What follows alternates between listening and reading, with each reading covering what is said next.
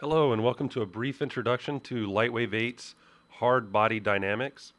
This is a new feature to LightWave 8 that we've integrated in, and what I've done is I've loaded a scene to show you an example. We've got this little robot dog here, and what happens is another robot, the box robot, comes smashing down and breaks the robot dog into a lot of separate little pieces, even though the object itself is just one piece. So what I'm going to do, this is already set up. I want to go ahead and start from scratch just to show you how easy it is to set it up and work with the new dynamics. So let's go ahead and clear the scene.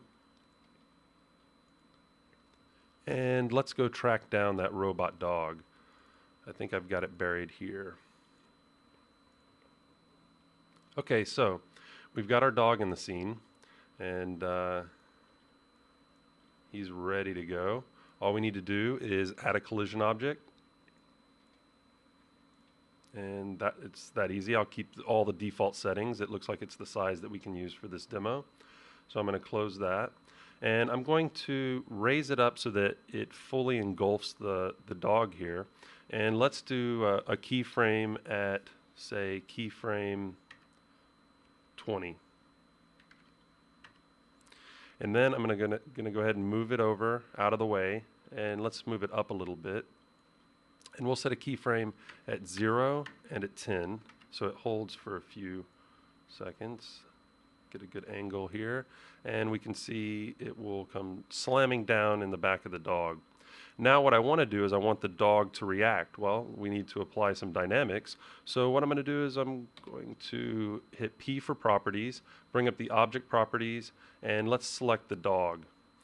Again, we have our dynamics tab here that's new to LightWave 8, integrated into the object properties tab. And I'm going to select from the drop-down list hard. Okay, so some of the basic settings here. We've got piece mode. Let's go ahead and change it to one piece because he's just one object, and let's go ahead and see what happens. I'm going to hit calculate, and we kind of see it in the background. I'm going to close this window. We've got small real estate space here for recording this video, so I'm going to close this, and here we go. It comes slamming down and pushes the dog away. Well, that didn't look as cool as what we saw in the sample scene that I showed you earlier, because he's just one piece being knocked away. This is like almost like a bowling pin being knocked away. So what I'd like to do is have him break into a lot of pieces. Normally what you'd have to do is you'd have to separate this character out into a bunch of different layers or into a bunch of different objects so that it would so each piece could be animated. Well, we don't have to do that with the new dynamics. Let's go back to the properties tab and change from piece mode, from one piece, let's change it to parts. And let's do another calculation. Just by changing the piece mode, we've set it up so that the dynamics will look at each piece of this robot dog, and when the collision object hits it, it goes flying away like that. We can even, right now it's going through the grid, of course, because there's no object there. Let's go ahead and add another collision object. And let's change this from sphere to plane, and I'm just going to bring that down to the grid level by changing the radius level to 0. Okay, and that works for me right there. Go back to, I'm going to select the dog, go back to my dynamics tab and hit calculate.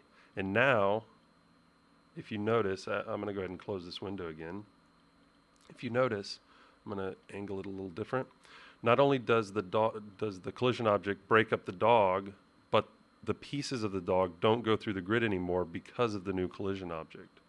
It's that easy. Now, just like what you saw earlier in the cloth effects demo, where you could edit each point, each vertex, you can edit each object in this calculation. So all you have to do is go to the Edit Effects tab, choose Edit Tool, and you can pick each object. Now that line again, this yellow line, that's the motion path for that object. I can go and edit the entire motion path, the current frame and everything after it, everything before it, or just the current frame. So let's take a look. I'm going to edit this up, go to the next frame, edit it, come down some more. And what I've just done is, and without having to recalculate, I've changed the motion path of that one particular object. And it's that simple. This is just a simple example, but as you can see, working with the new dynamics in LightWave 8 is much easier than the work that you had to do with Motion Designer. And you also have some new features that Motion Designer didn't offer. So stay tuned to the NewTek website at www.newtek.com, and we'll have some more LightWave 8 videos for you.